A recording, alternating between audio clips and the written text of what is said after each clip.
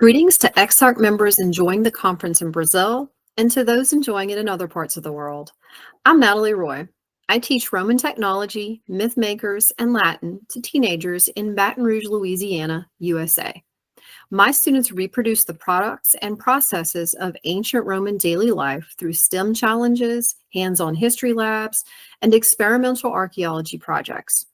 Thanks for coming to my presentation, Stepping into Hands-on History, teaching young students how to make Roman leather shoes. If you're interested in contacting me, use the links you see here. The QR code can be scanned, and once you do that, all the text that's brightly colored in this presentation links you to a resource that you should feel free to use in your classroom or museum. During the pandemic, I watched a lot of lectures about the classical world as organizations were trying to stay connected to their members. My favorite lectures were from the Archaeological Institute of America because archaeologists talked about the objects they dug up and studied. I was stunned by a lecture that Dr. Beth Greene gave on the archaeological site of Vindolanda on Hadrian's Wall in northern England. In this lecture, she talked about the extensive leather collection that had been gathered at the site, and she explained how the anaerobic quality of the soil at the site preserves leather nicely. She showed numerous slides of Roman leather shoes that had been excavated. I was hooked, and I had a million questions. How are the shoes constructed? How is the leather sourced? Whom do the shoes belong to? I became so obsessed, in a good way, with these questions that I started to research Roman leather shoes, reading all the research of Dr. Greene. This positive obsession led me to apply for a teacher scholarship that allowed me to design my own archaeological tour of the Roman sites in England and Wales, including, of course, Vindolanda. This site emphasizes its famous shoe collection with signage and souvenirs, including this one at the entrance of the museum. It was during one of my visits to this site on the trip that by total serendipity, I met Dr. Beth Greene after she had just excavated the sole of a Roman leather shoe. When I began to tell her that I wanted to teach my Roman technology students how to make leather shoes, she asked if I might partner with her and her research assistant to experiment with lessons they wrote. Of course, I said yes and excitedly began to plan that unit of study. Before beginning the planning process, I wrote goals for my students, keeping in mind their young ages, 10 to 14, and their ability with skills like cutting and sewing. Because young students spend less time physically writing with pens and pencils these days, they have weaker fingers that can cause issues with tasks that require fine motor skills. I wanted my students to be able to trace patterns, cut them out of leather, and sew them up. I also wanted them to learn about different types of Roman shoes, how they were constructed, and where Roman leather has been found in the archaeological record. I also wanted them to learn from professionals who study leather and use leather in their jobs. Our final product would be one pair of leather carbatinae, or indoor shoes, per student. Since I teach 74 Roman technology students, I knew that this was going to be a big project. Before I could plan anything, I had to apply for grant money to cover the cost of leather and leatherworking tools. I secured a grant of $1,000 from Ascanius, the Youth Classics Institute, a classical organization that serves young Latin students.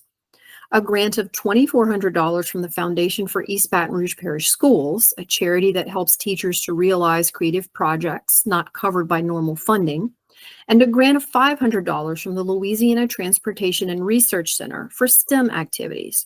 This last organization has funded us 2 years earlier for the Roman Road Project, when we built a 160-foot Roman road through our school's campus.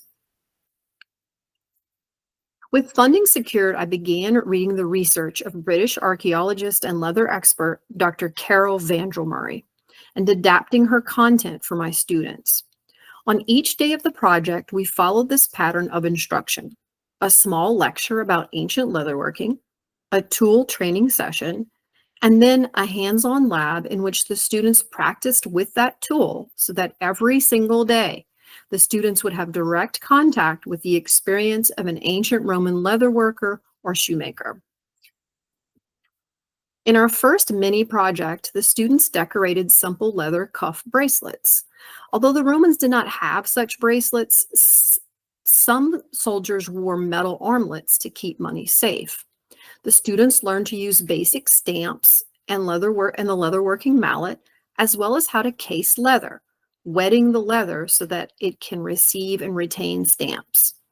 As a connection, I showed students examples of Roman leather stamping found on several shoes from the Vindolanda collection. In our next mini project, the students learned about Roman bullae, or circular ceremonial protective necklaces for children.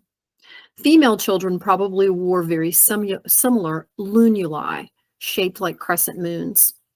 Although the surviving examples from the archaeological record are mainly gold, Roman poet Martial mentions them being made of leather for less wealthy children. The students practiced cutting small patterns and then using awls and punches to make holes in their leather.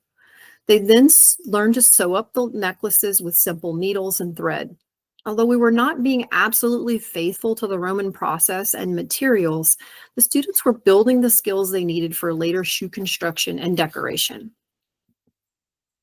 During this long process of learning, we took a couple of breaks to hear from the experts. Dr. Beth Greene spoke to us via Zoom about the shoe collection at Vindolanda and kindly answered many questions from my students. In addition, Mr. Chadwick Chenevier, a local baseball glove repairman, visited the class to talk about his work conditioning leather gloves for local and professional baseball players. We were amazed to learn that some of the modern tools he uses are exactly like ancient Roman leatherworking tools. As the students learned about leather production and sourcing at the edges of the Roman Empire, our leather arrived, and we started working with our shoe pattern. Although I had learned about shoemaking from historical shoemaker Martin Moser, I did not have a working Roman shoe pattern that we could adjust to fit the various sizes of feet of my students. We eventually settled on this one, which worked really well. This lesson taught the students how to cut out a pattern and alter it to fit their feet. A note here about why we chose the carbatinae shoe to replicate. I knew that outdoor shoes with nailed soles would require much more complicated leather forming, including using a last, the foot-shaped molding device seen on tombstones of Roman leatherworkers, and still used today.